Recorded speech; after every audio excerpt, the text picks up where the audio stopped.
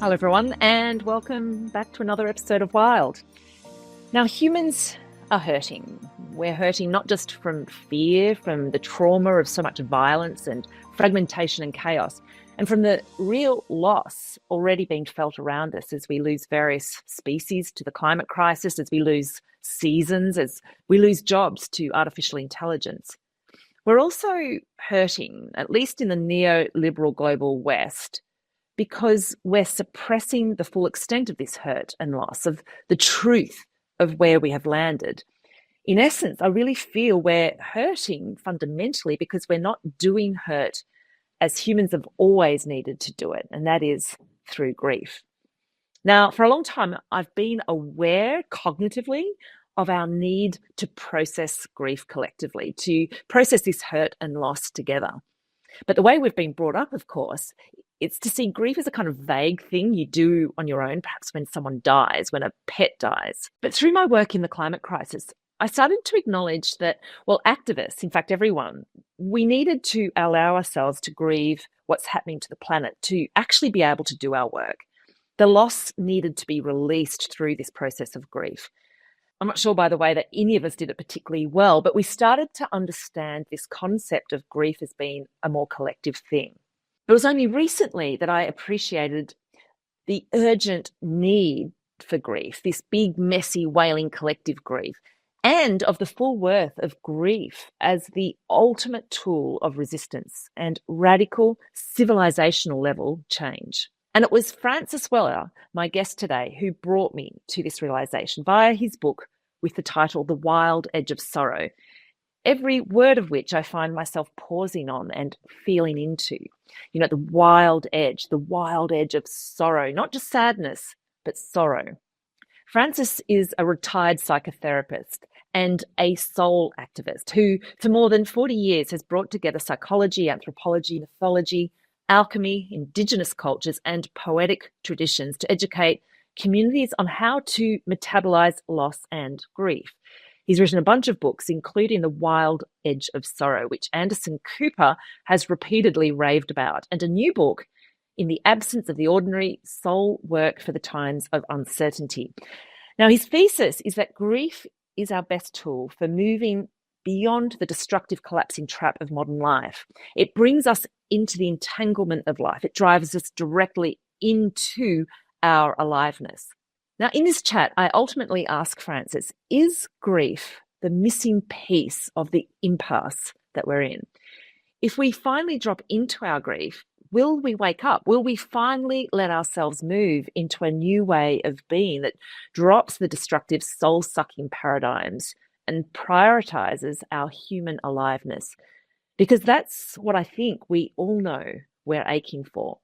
Now, if you're listening to this episode, you can choose to watch it on Substack or YouTube, and I'll put the links to both of those in the show notes.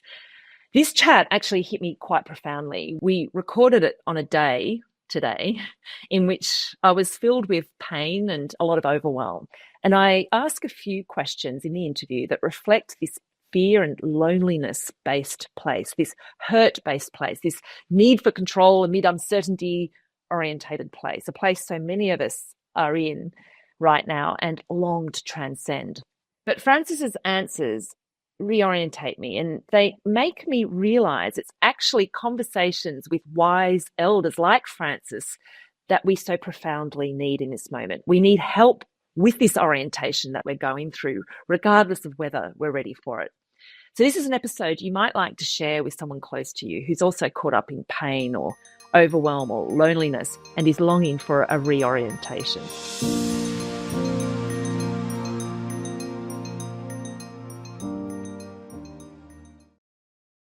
Welcome, Francis Weller, to Wild. Pleasure to be here with you, Sarah. Thanks for having me. I've got to say, I'm very, very touched to talk to you. It's been an interview I've wanted to do for a very long time. And it's interesting, I'm back in Australia on a book tour, and I was asked recently by a journalist, a News Corp journalist actually, how I would sum up what it feels like to be in Australia. What's the vibe in Australia at the moment? And what I described it as was a bewildered sadness. There's this sort of palpable sense of loss, but Mm. there's no way to fathom what's being lost and nor a way to process it. I'm sort of seeing it in everybody's faces. And frankly, I think we're sad about that. The fact that we're missing something about life and our human selves. And I said to this journalist, it's a type of grief. Anyway, as I was preparing to sort of, log on and talk to you on this interview, I was thinking to myself, you know what? I actually don't know that we even know what grief is. I don't think we even know what it's meant to feel like. And I was just wondering if you could, start things by outlining your thoughts on this. What is grief and how do we feel it? Grief is the heart's registration of loss, of a rupture, of a connection, a breakage of an intimacy between what you love, what matters to you. But beyond that, it's also a recognition of the absolutely inseparable nature of our lives with the wider life of the world. So much of what we're feeling, even what you were just saying, Sarah, much of what we're feeling isn't personal. It isn't my grief, but Mm, we're coexisting in an ambient field right now that's saturated with loss, sorrows, grief, uncertainty, anxiety, and we feel that every day.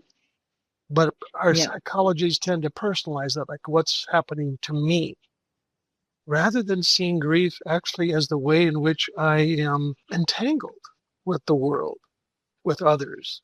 That everybody I see on the street is feeling maybe not exactly like I feel, but they're registering loss, a loss of confidence in the future, a loss of certainty that things will continue to go on generation after generation. We don't know that anymore. We're living at the threshold of possibilities that we couldn't even imagine 20 years ago. So all of that's filtering through our bodies, through our psyches, through our souls. And oftentimes we don't know how to name that. So it can feel like depression. It can feel like, something's wrong with me. But ultimately, when we stop and pause and really take into what's happening, what we're feeling is a lot of grief about everything: refugees, Mm, climate disruption, ecological, economic injustices, gender injustices. There's layer upon layer that we're feeling. And that's basically why I did a lot of the work I did and wrote what I wrote, which is to try to expand our understanding of what grief really encompasses. But it isn't just about personal losses. It's much, much bigger than that. yeah, it's interesting. I think the sense of a collective grief is more profound, and I find it's sort of more of I can feel it more than any grief I've experienced personally, like grief for a personal loss, a loved one, a pet that has died, and so on. And I was thinking about it just before, we started talking. When I feel grief, it's not like the pain of maybe missing out on something or being hurt by somebody or feeling like I've got life wrong and maybe I'm not quite on track with my life. Grief is actually quite clear. It's actually not cluttered by this sort of sense that maybe I've got all of this wrong. It is just a direct sense of pain. And when I go into it, and I've learned to go into it really in part because of your work, I allow myself to go into it and feel the pain and I wail. I just wrote a book which is covering off a lot of the topics you just mentioned, and I've had to wail my way through it, go into fetal position and cry on the floor. I write about this, and it's a strange feeling when you actually allow yourself to go there. It's liberating. It feels very, very human. It's just pure pain, but it doesn't feel like my pain. It feels like a much broader pain. And for Mhm. some reason, it makes me feel like it's worthwhile doing. Well, like I say, it does rejoin us in some deep way with the whole of the world. Our grief actually is a form of protest against numbness, against anesthesia. It's a way of really allowing what is moving in the field to affect us. Well, the thing that's missing for most of us around that grief is how isolated we are with it. Grief is longing for community. And when it's banished as it is in certainly United States, and I imagine also from the people I've worked with in Australia, it's the same thing. There's a certain oppression and repression of grief, and consequently, we often feel we have to feel this by ourselves, and that's overwhelming. I want to get back to this notion of grief as a form of protest, but would you be able to touch on whether there's some kind of evolutionary purpose to grief? Like, why is grief so important to the human endeavor? It's what keeps the heart soft. It's what Mm. keeps us open to the world. Because loss is so entangled with love, that if we refuse to feel our grief, we also then, in a sense, shut down the aperture of the heart to love. So how can I register what's happening in my family, in my community, in my watershed, in my country, on the planet? How can I register that if my heart is shut and closed and, in a sense, cloistered from the rest of the world? And there's a wonderful line by a beloved Kentucky poet, farmer Wendell Berry, when he says, it all turns on affection. It all turns Yeah, on affection. So again, if we shut down to grief, that affection can't flow out into the world. And so yeah, our response to the suffering of these times will be profoundly muted by the anesthesia, by the refusal to feel. So grief, that's the protest. Grief is the refusal to go numb. It's the refusal to shut down and become immune and separate from what's happening in our world. and so we've needed to not be numb to survive, because if we go numb, we miss we miss the threats that are coming towards us. We also miss the opportunities to come together collectively to cooperate, which is ultimately humans' superpower. That is what keeps us moving forward. Uh-huh. And I would imagine also, I mean, are there some kind of, I guess, biological mechanisms to grief that if we're not grieving, I mean, I sort of feel we are a society that has bottled up a lot of grief. And I wouldn't be surprised if you were to tell us that it's actually manifesting in all kinds of illnesses and physical manifestations that are affecting the world. Is that correct? Yeah, no doubt, no doubt. I mean, I just retired from almost 43 years of being a therapist, and many people would come in my door and say, I'm dealing with depression. And as I sit with them, it's not so much depression as oppression. It's Mm. undigested, unmetabolized grief, frequently from generations, not just my life, but what I've inherited from my ancestors, from my families, from, my culture. All of that's weighing on me. And if we don't process it, it does become like sediment. It just weighs on us and depresses us, oppresses us. Addictions, anxiety. I mean, there's many symptoms that I think arise out of our refusal, basically, to feel, to register what's in our Mm. hearts. And again, I don't judge anybody for that because, again, we're often required to feel that in private. We even go to private practice, right? We go to see somebody, we go to see a therapist. And, I don't have any judgment about that either. That's frequently the only context that it will say yes, that we can talk about that. That's welcome here. Out in the civilized world, there's no hospitality to grief. Well, yeah, like I just described to you a moment ago, I wailed in my apartment, on my own. And that was the only comfortable way I felt I could do it. But a lot of your work talks about the need for doing grief with other people, doing grief as a collective with ritual, which is, of course, how we've done it throughout history. But for some reason, we've landed at a point in history where we've stopped doing that. We got rid of all of those rituals. Mm-hmm. I'm wondering if you can explain why or how we became so grief illiterate. I'm saying the white European cultures, by and large, after they were colonized, lost a lot of their ritual practices. And there was a slow evolution more towards individualism versus communal life. Individualism basically says you're on your own, buddy. And we developed a very heroic enterprise at that point, rising above things, muscular, strong, capable, confident, needing no one. So the whole kind of interior psychological construct became one of individual survival. Now, this is not worldwide.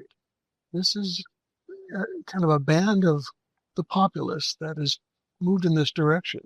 If you look at many traditional cultures, indigenous cultures, they still practice the rituals. They still have those technologies that help us move through the inevitable encounters with loss, with death, with grief, with failure, with defeat, with all the things that happen to us when we don't have a context for that, when we don't have containers, as you mentioned, we have no place to take that.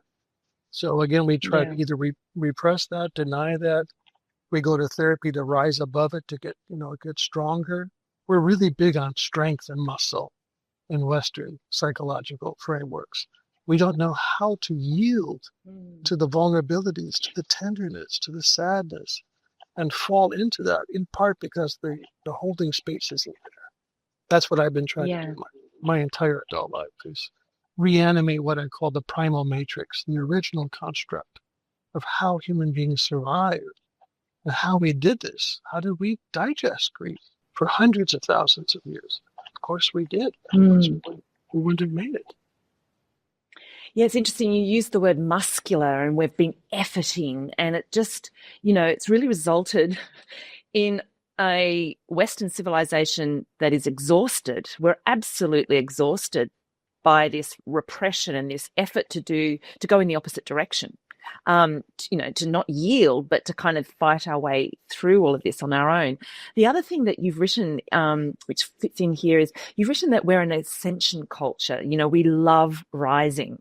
And so everything about our culture is about aiming upwards, gearing everything, even the way that Western religions talk, it's all about going up, not going down into and yielding and releasing. I'm hearing you talking about this, and it maps right onto sort of the rise of post-industrial civilization, and particularly neoliberalism, which has been characterized by this individualist, muscular, patriarchy mindset. Would that be right? Do you see sort of the descent of grief, or the avoidance, the lack of literacy around grief as mapping against that era? Yeah, there's nothing in that framework that grants permission for us to touch into those places. There's no context. There's no communal ground for that. One of my colleagues, Michael Mead, he's a mythologist. You may have heard Michael. He talks about the three layers of experience. There's the first layer is the social layer. Hey, how's it going? Nice day today. Yeah, well, have a great one. Third layer is deep soul contact, profound sense of communion. Second layer is anger, failure, defeat, rage, violence, hatred, envy. And he said you can't get from layer 1 to layer 3 without going through layer 2. And we are layer 2 phobic. We don't know. We don't have the means by which to address. See, this was always addressed communally and ritually. When conflict happened, when grief happened, when gratitude happened, whatever was needed, there was a means by which the community would address that. Well, we've lost that primarily. So now we can't get into communion very easily. So we become ascension oriented, always pushing towards the surface of things. We become almost obsessed with having a nice day. Psychology right now is obsessed with happiness, which is not a bad thing. I love happiness. But what if I'm not happy? Am I failing? Am I not measuring up? Am I doing something wrong? So we have to have a much wider, almost a mythological understanding of psychology that includes everything, including grief and sadness and the need and the permission to be held in those spaces, and not again just muscle your way through it. What are some of those grief spaces? You're referring to rituals that we once had that we no longer have, and spaces and containers and ways of being that helped us to, I suppose, metabolize our grief collectively. I mean, I think we're so removed from that time in history, we don't even know what those things look like. The closest we have to it is a funeral, and I've got to say, I love a funeral. it's just one of the most special experiences ever because I feel more alive, than I ever feel because everybody is feeling in a very alive way. But apart from a funeral, which, lasts a few hours, what else, give us a picture of what collective grieving could look like, and did look like. What works?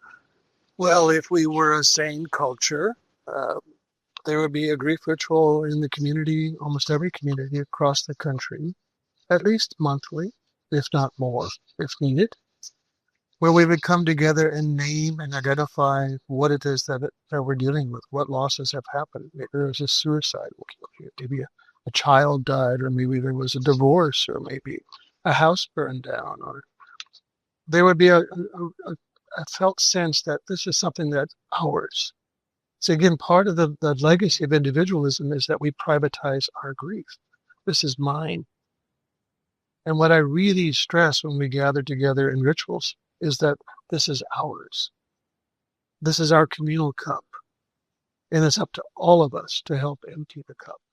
And knowing tomorrow morning it will start to fill again. So the value of ritual is the repetition. Then you come back to that space over and over and over again, so that you, in a sense, get to become current. And that's what part of what I love about grief work is that it gets you current. And, most of our lifetime is spent chewing on old bones. Again, pieces from ancestors, generations of grief. But we don't really get to celebrate and be so present to this life that I can actually taste the moment. So we end up kind of backing into the grave. Part of what I love again about grief work is it actually gets me to pivot to being in this moment. And the other thing I really treasure about grief work is that it's also the preparation. It's also the ripening of the individual for the larger responsibility of becoming an elder. There's a direct relationship between our connection to grief and our capacities to stay present when grief is in the field, like with young ones or with the community. If I haven't digested that, I can't show up for it. And so those young ones takes a certain maturity. Yes. Yeah. The young ones end up feeling unheld, unseen, unvalidated. And when we get young people showing up for our gatherings, that's a really important thing for us to do, is to say, we see you and everything you feel is valid and it's welcomed here. Yes. And we're not going to try to talk you out of it. We're not going to try to fix it. What we're going to do is weep alongside with you. This is ours. Church used to do that. I grew up in the Catholic Church, not heavily so, but I remember on a Sunday, the priest would get us to pause to think about, Mary down the road who's suffering from such and such or whatever. It was a very top line acknowledgement that other people were suffering, but I imagine it was done quite well in the past. There was a bit more stillness given to it. I'm just thinking also, we used to watch movies together on a couch as a family, as a group. And often I think about it that I access my grief by watching stories or reading stories, where people are suffering and it's a human suffering. It's all familiar and we can cry together. We don't even do that anymore. We don't sit on the couch together. We watch all of these things on our own. And so we can't say to the person next to us, hey, are you feeling this? What are you thinking about it? And children aren't getting to see adults talking this way as well.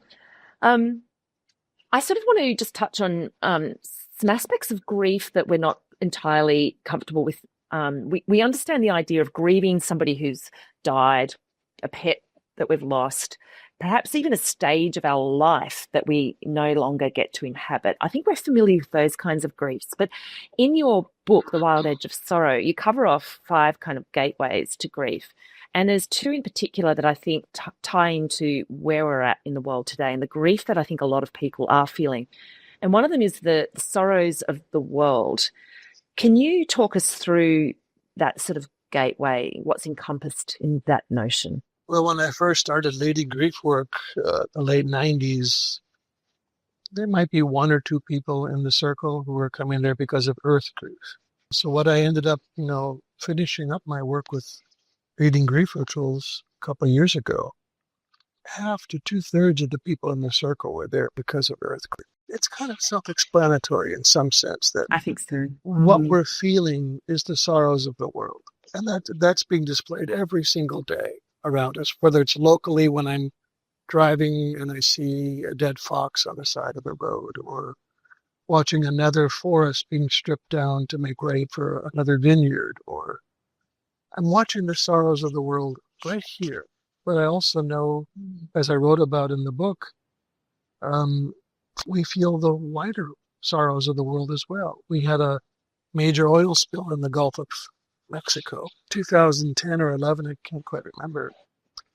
I would wake up in the middle of the night crying, and I would be hearing the cries of the dolphins and the shorebirds, and all of the beings that were dying there.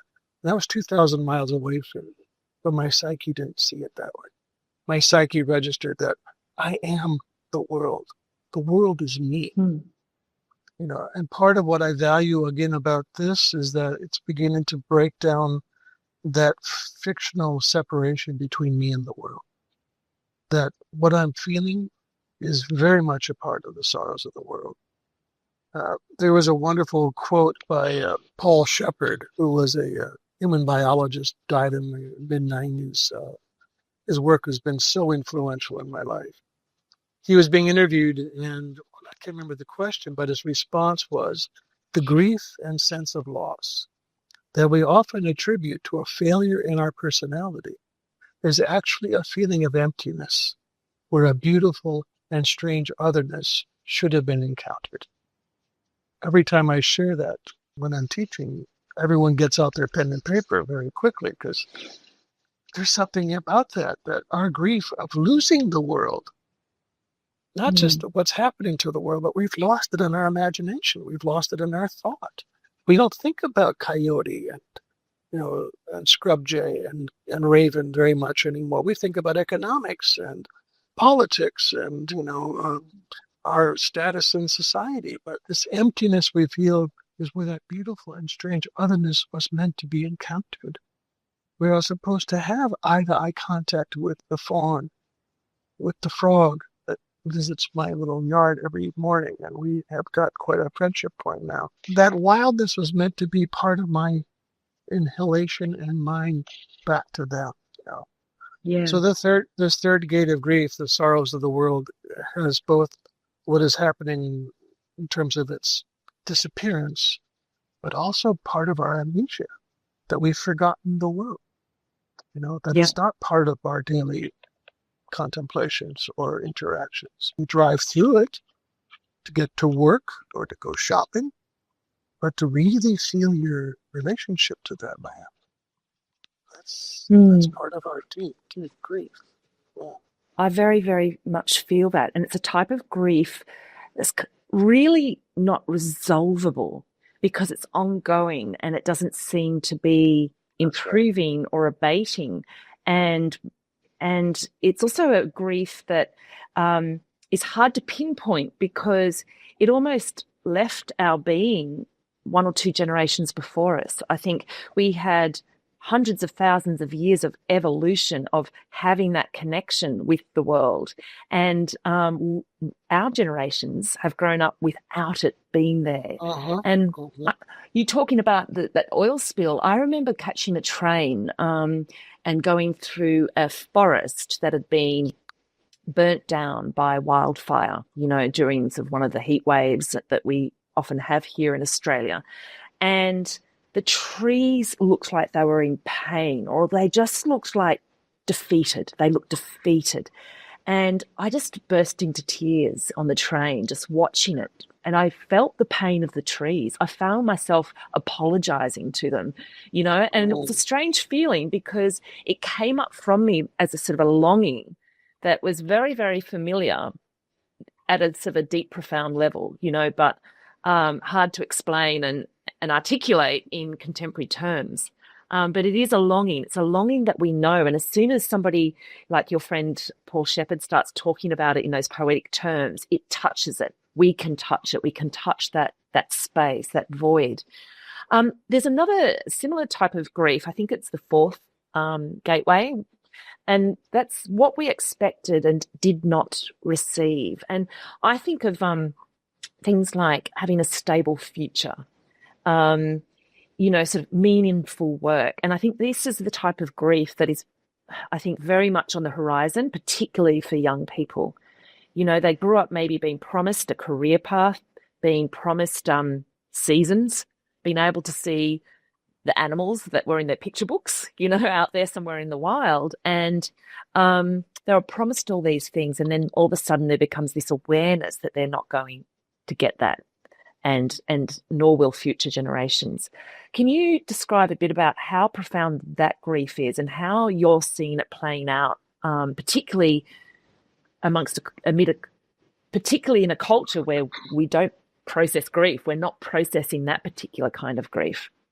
Yeah, I didn't even know how to name that grief. I remember finding some old articles, talking about the four gates of grief. But I kept hearing over and over again in these circles that what people were feeling when they were there was some glimmer of a feeling of village. And you began to hear the melancholy, the deep ache, that what we're missing is that profound sense of belonging, that's not implicit in our being from the beginning. When I spent some time in West Africa, in a village in Burkina Faso, they were the most rooted people and the most confident people I've ever met, because from the very beginning, it was impressed into every child's body that they're wanted, they're welcomed, they're needed, and they're loved. So there was not this chronic anxiety that we grow up into in our adolescent, in our 20s, and all the way into our death day. Do I belong? Am I good enough? Am I lovable? Those things haunt us for a lifetime. And again, that's another one of the reasons why we'd end up leaving the world behind, is because we become self-obsessed. So part of what is the ache behind this fourth gate is that on some intuitive level, some instinctual level, we expected to see 40 pairs of eyes looking back at us in the morning, asking us what we dreamt, inviting us to go out and gather the firewood, or that tonight there's going to be a ritual around the fire, or the old ones are going to tell the stories tonight. We expected this entanglement with community and also with place, and almost none of that materialized. So in its absence, we go back to self-blame. What did I do wrong that I feel so lonely?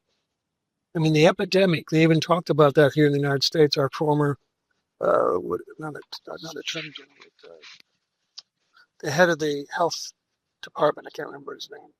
Oh, yeah, the guy that wrote Vivek Murthy. Yes, yeah, talking about the epidemic of loneliness. So how is that possible? Particularly in the wealthiest country on the planet, why are we so lonely? Well, we've emphasized what I call secondary satisfactions. We have not emphasized the primary satisfactions of connection, of belonging, of participation, of intimacy, of friendship, of play, of singing together, dreaming together, eating together. Those things we have abandoned. And consequently, we do feel that same sense of emptiness that Shukla talked about. And that's really at the heart of this fourth gate. So when you mean secondary satisfactions, you're referring to the things that make up our neoliberal lives, performing a role in the office, going after money, ticking off the boxes. They're the secondary ones, but the primary ones are those very human needs. Yeah. Yeah, the primary ones are the ones that shaped us over those 400,000 years, of being together around ritual and sharing meals at night and sharing dreams in the morning and having initiation practices, knowing how to tend the elders. Right? All of that was part of what shaped us. And then when this individualism kicked in more thoroughly about 300 years ago, we moved much more in the direction of rank, privilege, wealth, power, supremacy, both individually but also collectively. European countries became colonizers. Why? What was that profound sense of emptiness that we always wanted more? More power, more wealth, more standing, So those are the secondary satisfactions. And no matter how much you get of them, they never satisfy. And we've been forced to be satisfied with these secondary satisfactions when we're hankering for the primary ones. Yeah, Francis, in your book, The Wild Edge of Sorrow, you actually open the first chapter or the introduction by saying that we're crossing into a long dark. And that long dark, I mean, you're saying we're already in it. We're already passing into this long dark that will last for decades, perhaps centuries. And I take it that you're referring to what I've been referring to as the collapse of the systems that we've been so frantically trying to hold vertical. So the neoliberal system, the post-industrial civilization. They're all the systems that go against the grain of our humanness. But also, when you say long dark, I take it that you're referring to it almost a psychological going down into, that is the process we're talking about here. And you write about it and you talk about it elsewhere as almost necessary, as a longed for meeting with our souls that we've been putting off, a return to our aliveness. And that this long dark is not necessarily a treacherous, terrible thing. Have I got that roughly right? Roughly right. Yes, that's actually pretty good, Sarah. We mentioned before that we have been on this ascension path probably for 3 or 4 thousand years, all about supremacy, all about domination, all about control. Well, you can only do that to living systems for so long, and then there is a reckoning. So we're in the process of reckoning. And we are now, rather than ascending, we are on a steep descent into the long dark. We are definitely in there. We've crossed some thresholds already that the Earth cannot recover from quickly. The consequences of where we are will be long, and they will take us outside of that territory of comfort that we call the light, where we can figure everything out, where we can see everything. No, we're being invited down into where confidence and ease, rising and triumph are not the daily ticket. We're going down into uncertainty, into hopefully humility, into deep listening, into perhaps even a form of gestation and imagination, where we're not going to so much figure things out, but hopefully become receptor sites to what the earth is trying to dream into us now. I mean, in the old mind, the archaic mind knew that the earth was a great dreaming being, and that our job as a community and as individuals was to attune ourselves to that dream.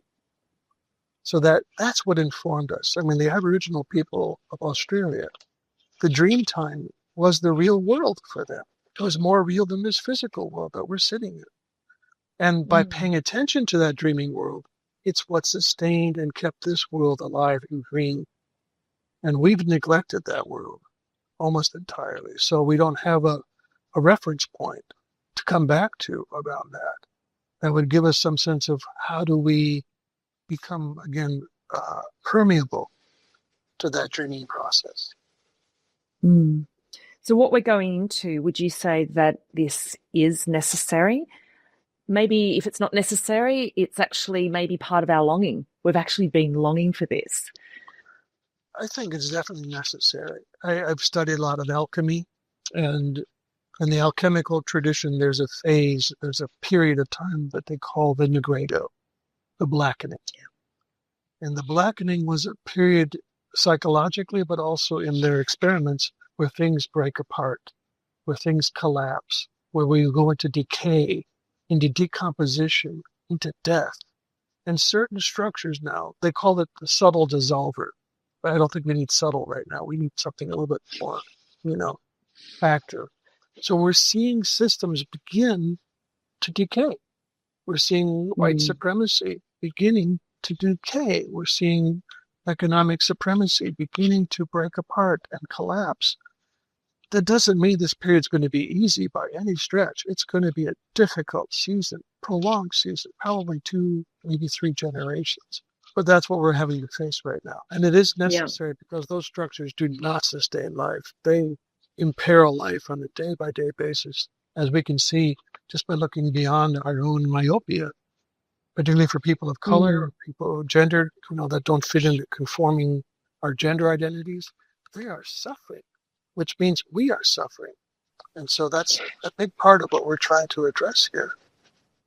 And the role of grief in all of this is that it takes us down into that. It is the tool the vehicle that takes us down into this so that we can attune with what's going on and actually come alive again, come alive so that we can hopefully heal and move into what comes next after this long dark. There's something I quote you on in my book, and it's this idea that grief is also a form of resistance. And you touched on that a little earlier.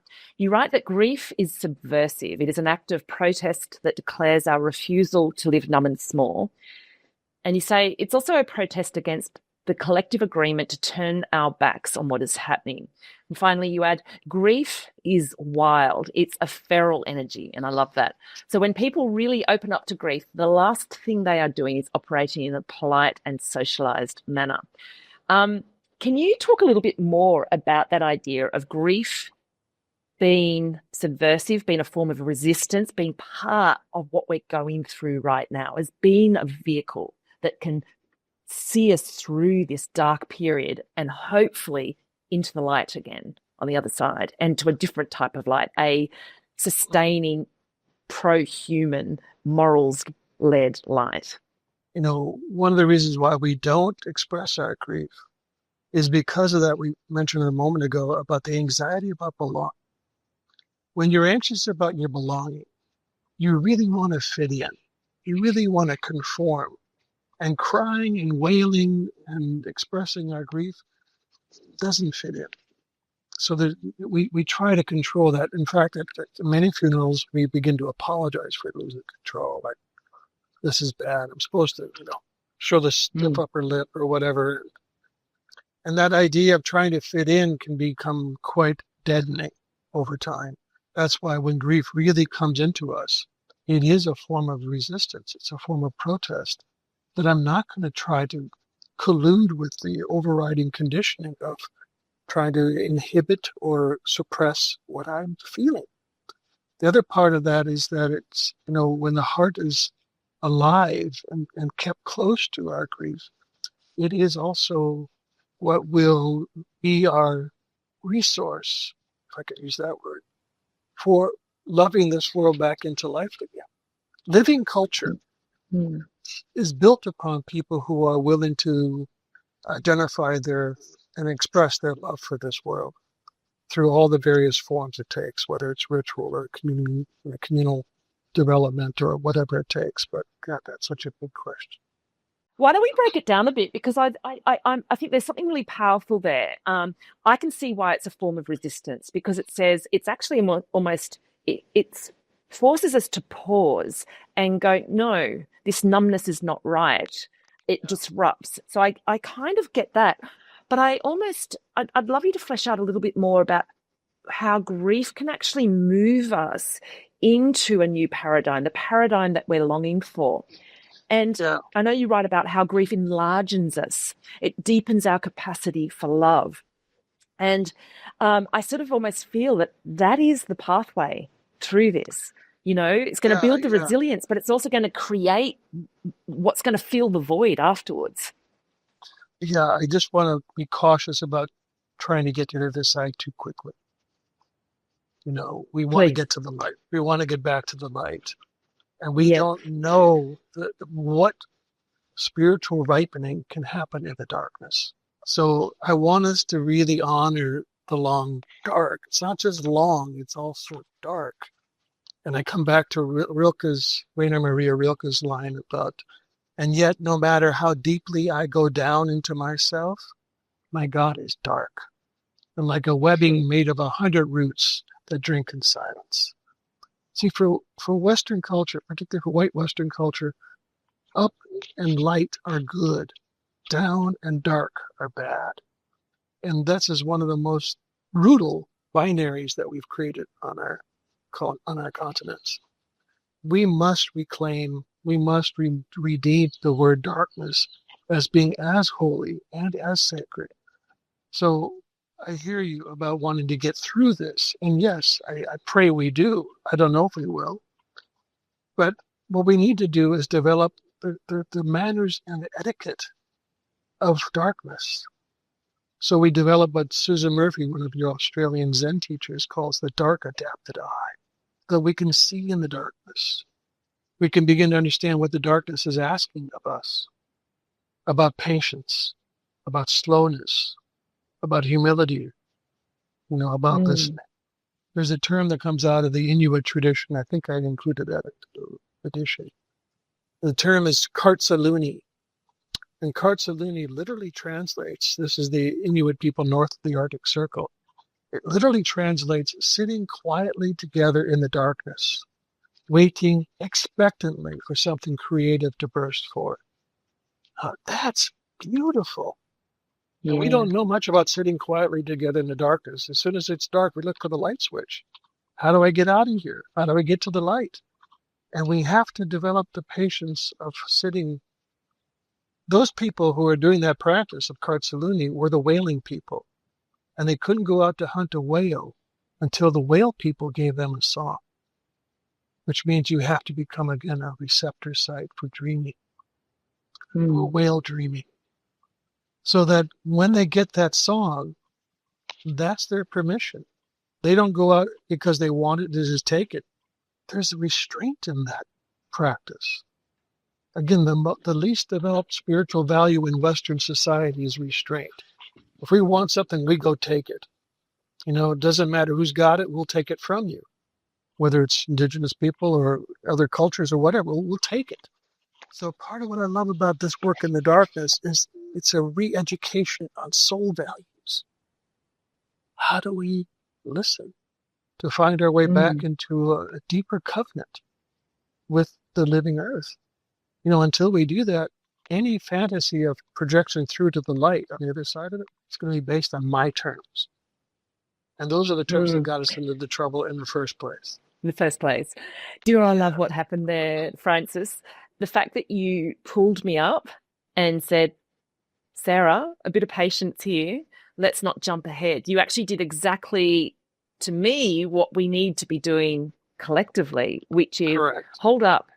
Let's stay in this darkness a little. Let's not jump ahead into projections of what's going to come next, because the whole point of this is we need to get comfortable with the uncertainty.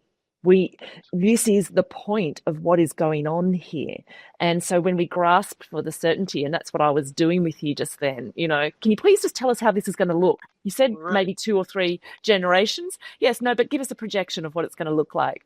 And so, yeah, that was an interesting exercise to observe. And as soon as he started talking about, well, hang on, let's just stay here a little longer. Right, right, right, right, You made your point beautifully. Good, good. So, look, what I Yeah. want to do is just in a few remaining minutes we have together is how can we grieve? You talk about rituals and what happened in the past, but how can we go about being in this long dark? What are some of the practical things we could start to do? And particularly in navigating, I feel this is really important, Francis. I feel that we need to sort of almost get some wisdoms. I'd love to get some wisdoms from you about how to navigate the grief of letting go of the old paradigm. Because I think there's going to be a lot of grief around this, letting go of the growth model, the more ascension kind of mindset that we're so accustomed to, that we've been led to believe will lead us to some ultimate happy point. Have you got any sort of wisdoms for that, processes, even books to read or courses to sign up to, or, you know, things to reflect on? Yeah. Um, Again, one of the most pertinent questions we're facing right now is how do we reanimate those practices that kept us human, that kept us connected, that kept us recalibrating back towards belonging? Now, they don't have to be elaborate things, but we do need to begin by breaking some old cultural taboos, which is let's talk about sorrow. So I often recommend, you don't, if you can't get to a grief ritual, which is fine, invite 3 or 4 people over to your home and just say tonight's topic is loss, or tonight's topic is letting go. But let's make some agreements here. Let's agree that we're not going to offer advice. We're not going to try to fix anybody. We're not going to tell anybody what to do. But what we're going to do is grant permission for the unspeakable to be spoken. You know, When you're living in heroic cultures, you don't speak about loss. You don't talk about those things. But maybe in small circles, we can begin the process of talking about what's on everyone's hearts. You know, Mm. everyone that I know of right now is either recognizing the situations that we're facing or trying to re-emphasize the old patterns, the 1950s pattern, getting people in their place, people of color in their place, women in their place. That's reinforced the white supremacy of men, and so we're seeing that happening very arduously right now. But we're also seeing people letting their hearts break, and they need places to Mm. bring that heartbreak. So Yeah. it can be very simple, just saying, I am so sad for what I see happening to the children. I'm so sad that their future is compromised. I'm so sad that the birds are. I wake up in the morning. How many mornings here? I rarely hear a bird sing. Where I used to complain when we moved in here, 5 a.m. Come on! The dawn chorus was so loud. Now I would give anything to have that chorus back, and it's because the insects are disappearing. There's no food for the Yeah. birds, so they're not coming around. So these are these daily migrations of loss. And Francis, I've actually got about 30 sort of meetup groups that have established themselves around the world based off my Substack sort of posts. And there's these collectives that are, popping up around the world where sort of, groups of 5 to up to 50 people get together. And I think they'd be wonderful forums. I think to date they've been talking through some of the themes in my book, I Ate the Stars. But I imagine, they're the perfect forum. And for anyone watching this or listening to this, if you want to join one of those communities, I'll put a link in the show notes. They're fairly easy to find. Francis, and I should also point out in your book, The Wild Edge of Sorrow, at the back, you have a bunch of kind of leading questions, don't you, that are attached to each chapter, which people could Hmm. use as prompts for these kinds of Absolutely.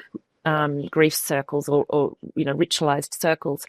I've heard you talk about this idea of keeping grief warm and keeping it Yes. in some kind of movement. It's very evocative. Can you describe that a little bit more? That goes right back to alchemy. When they're working with something in the vessel, the primary principle is to keep what's cooking in there warm. That's what allows it to continue to evolve and to change and make the movements that it needs to make. The same thing is with our grief. Uh, we tend to approach our grief with suspicion, with hesitation, with avoidance. Those are all cold movements. And whenever we approach the grief with coldness, it hardens and congeals, and then it doesn't move. So what's the number one cause of death in this country? Well, congestive heart failure. And it isn't just, fat in the diet. It's also what we do not process and move through the gill of the heart. So the idea of keeping it warm is like a central principle. How do I keep this soft? How do I keep my grief moving? Well, I pay attention to it. I talk to it. I write about it. I share it with friends. I take it into ritual. I move it. I dance it. I write music to it. So I write books about it. Everything I can do to keep this fluid. Yeah. That's what helps it to move. We're not meant to be a chronic space holder for grief. We're supposed to be actually keeping it moving so that all the other experiences come into us. I think you mentioned in my Wild Edge of Sorrow, I wrote about some of my time in Africa there, coming up to one woman and saying to her, "You have so much joy." And her response was, "That's because I cry a lot." Yeah. So when that is a regular visitation at the grief shrine, then joy becomes also another space that is frequently occupying our experience. But without that, without keeping it warm, when things get hardened and cold, most everything becomes inaccessible. And that's Mm. living that flatline life that I talk about. You have almost no room for us to experience the full range of being human. So when I can open that deeper register, the upper registers of joy also open for me. And that's really the work, is to be alive. Not to be happy, but to be alive.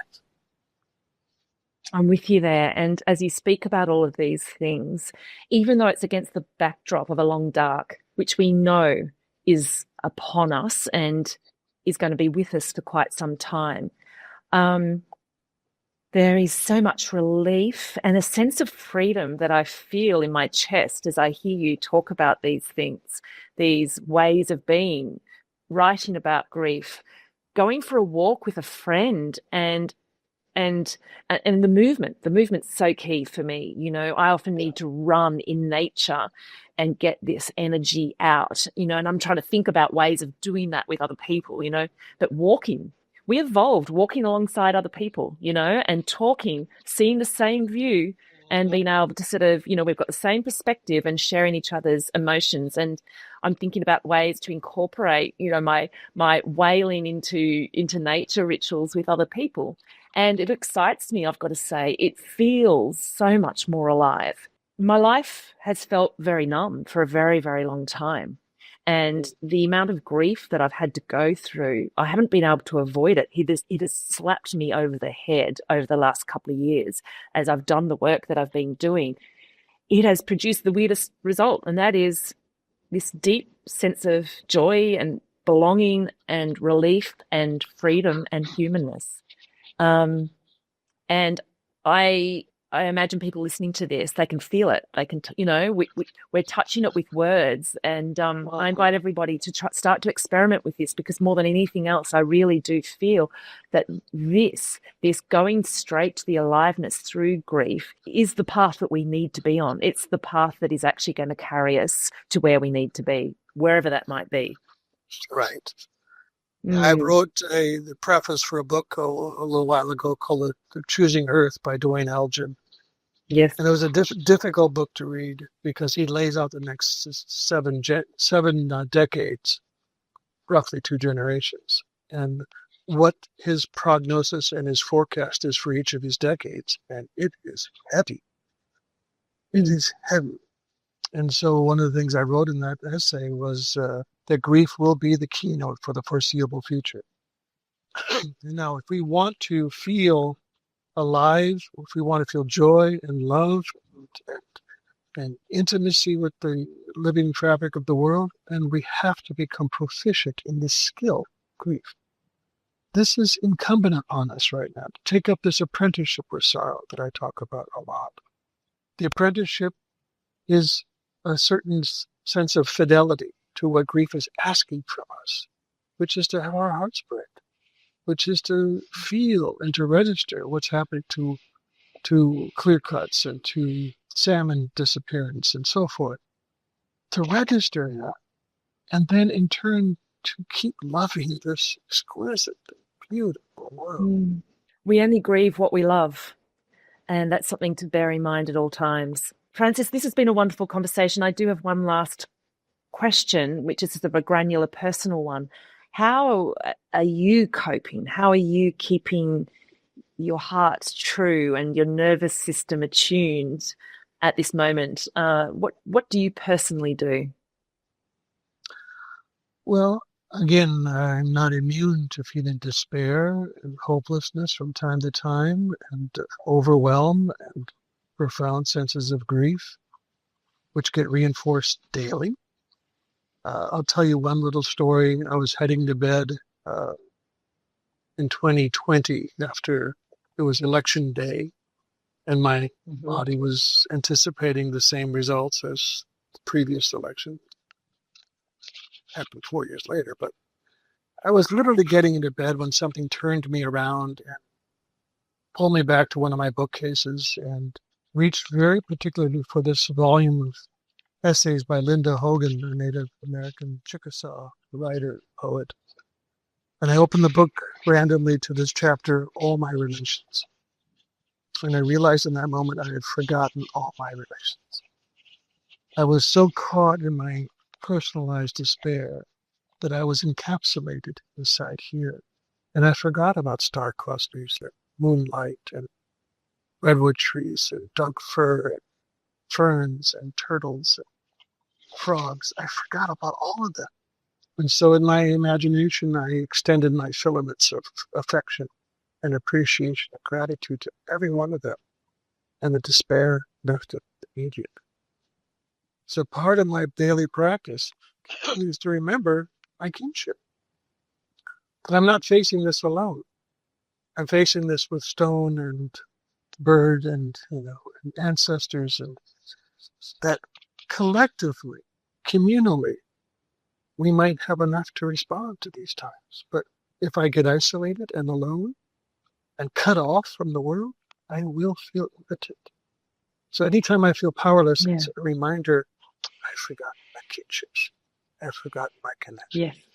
Come back, come back, come back. So that's my practice. Is often come back. That's a good one. And I immediately think of children when you talk about that. Children naturally know how to do that. So if anybody's, wanting a reminder, go and hang out with a kid, take them for a walk in nature and watch how they haven't forgotten yet. No.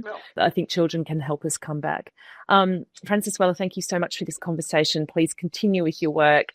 People can look out for grief rituals. I think do you run them online? I don't run them anymore, but I've trained about close to 1,000 people around the planet how to lead grief rituals, and so hopefully they're also teaching people how to lead grief rituals.